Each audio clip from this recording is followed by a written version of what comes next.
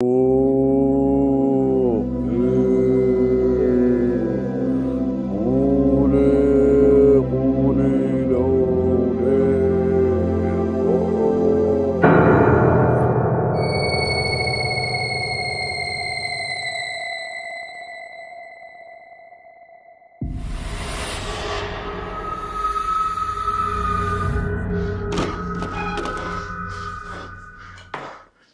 دين ما بتم السجارة.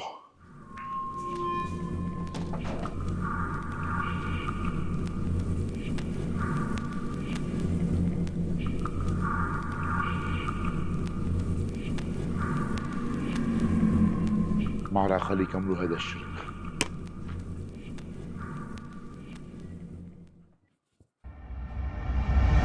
ماذا تفعل؟ وماذا تريد من هذه الشجرة؟ انها تعبد من دون الله، ما يريد حتى اقطعه. أنت لا تعبدها، اترك غيرك يعبدها. والله لن اسمح بهذا الشرك. ابتعد عنها. انت هتفشني هيك؟ ارجع لورا. أنت ابتعد.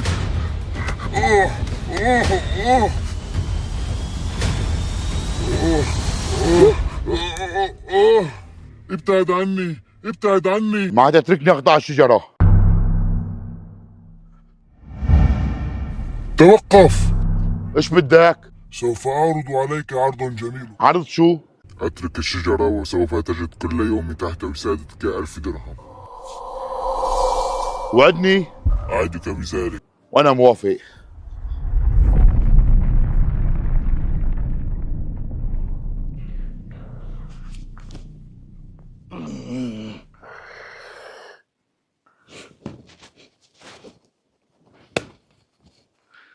يا سلام، اذا كل يوم هيك والله نخبر الفقر.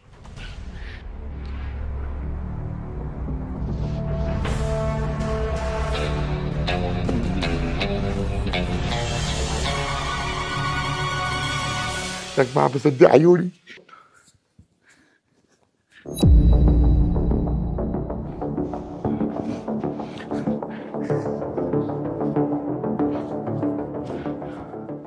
عم يضحك علي. انا بفرجيه رايح اقطع السيجاره.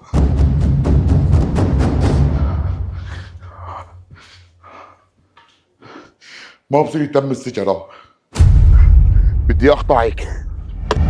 ماذا تفعل؟ انت وعدتني انه كل ما فيه الاقي 1000 درهم، واليوم فقت ما لقيت. انت خلفت بوعدك وانا رح اخلف بوعدي واقطع السيجاره. ابتعد. امس ما قتلتك، بس هلا رح اقتلك.